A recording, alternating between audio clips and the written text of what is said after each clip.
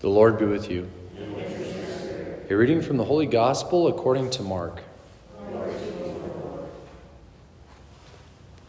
When Jesus and his disciples arrived at Bethsaida, people brought to him a blind man and begged Jesus to touch him. He took the blind man by the hand and led him outside the village.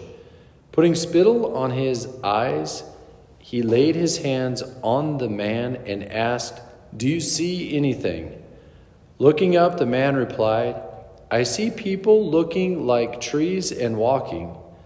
Then he laid hands on the man's eyes again a second time, and he saw clearly. His sight was restored to him, and he could see everything distinctly.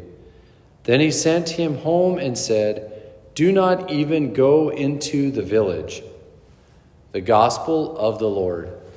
Praise to you, Lord Jesus Christ. This is one of the more interesting miracle stories in the Gospels. Our Lord is pretty hands-on, you might say, putting spittle on the man's eyes, and then there was kind of two different times of laying his hands on him. It's just a more of a unique gospel miracle story than some of the rest, where our Lord even just says to the person, "Be healed, your faith has saved you," different things like that. So it's interesting. I always feel like it points to the reality that our Lord, he's not a magician, right? He doesn't just snap his finger and things happen, though he can. In the sense, Jesus is God, and even in those other cases where he just says, "Hey, go on your way," your child in another place has been healed, So he's able to do that. But I guess this story highlights how God likes to work within time and within our own humanity. So, and even within creation. So it just kind of all works hand in hand. Our Lord, just even in his incarnation, took on our flesh. He's into working with what we have here. The story in Genesis kind of highlights this too. It's almost a little bit of a parallel in the sense of, so we're reading about the flood and Noah.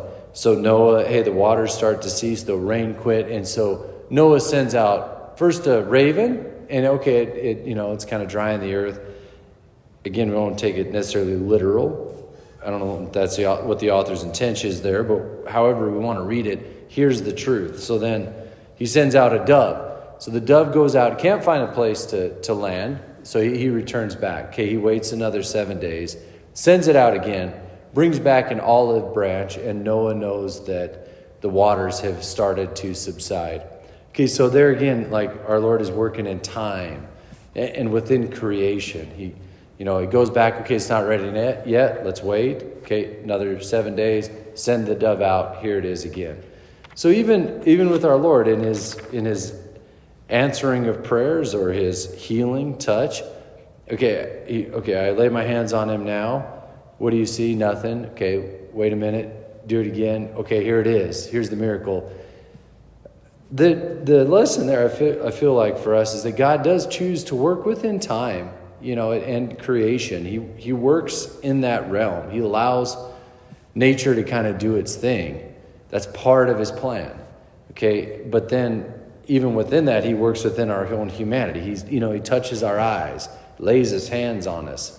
Okay, things like that to bring about his healing touch. So it's interesting, even in this gospel, that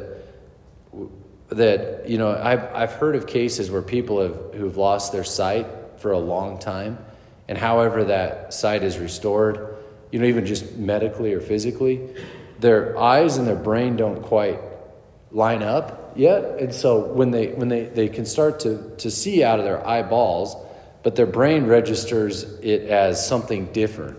So like I see a person, but it does look like a tree. Like there's actual medical cases of that the two aren't computing for a while, and then they line up and they start to see, So again, in our humanity, our Lord chooses to work. So my encouragement to us is both patience and perseverance in our Lord's answering and working within our lives we don't want to get discouraged by lack of instant results, and we want to allow the Lord to work in time and within our own humanity.